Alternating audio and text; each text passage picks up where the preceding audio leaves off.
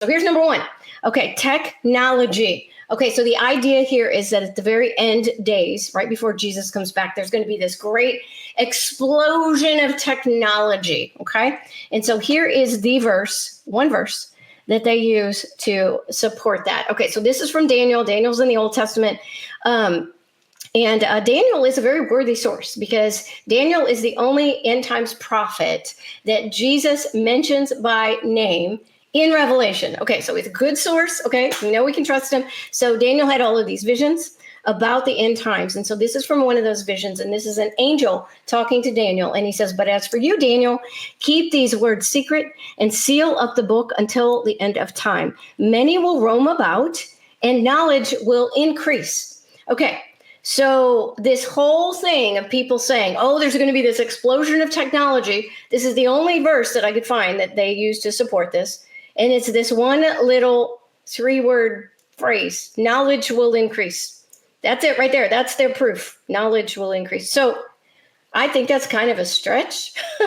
But if that's true, and this technology explosion is one of the signs of the end times, and we are there. We are so there, buddy. So let's talk about that for a few minutes, because I think it's difficult for younger people to really grasp how much technology has just exploded, like in the past 20, 30, 50 years.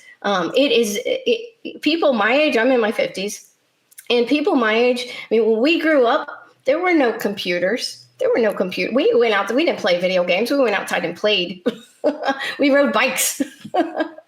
So I remember when I was maybe a teenager, and some of the rich kids, a few of the rich kids started getting personal computers. And it was just this most amazing thing. Now, I wasn't one of the rich kids. I never had a computer when I was a kid. So I remember the first time I saw a computer. I mean, it's we're like, oh, it was like this crazy thing, And then when I started going to college, we didn't have computers in college. Now, after I'd been to college, I went to college for many, many, many years, like over a decade. So when I'd been there for a couple of years, then they started installing computer labs in the colleges, So I was there to see all of that shift, from no computers to now. I mean, look, now we've got, these supercomputers that we carry around in our little pockets. Computers, well, let me go back a little bit. So that's in the past, 30, 40 years. Okay. But think about the past 100 years. Okay. My grandfather was born, he died back in the 1990s. He was born like in the early 1920s. So I remember my granddaddy, we called him, I remember him telling stories about when he was a little boy, that his family was the first family in his whole town who got a radio. So like nobody had radios, and then they got the first one. So those big round radios. And then I remember him telling about his family was the first one to get a car. And then later they got the first television. They had money.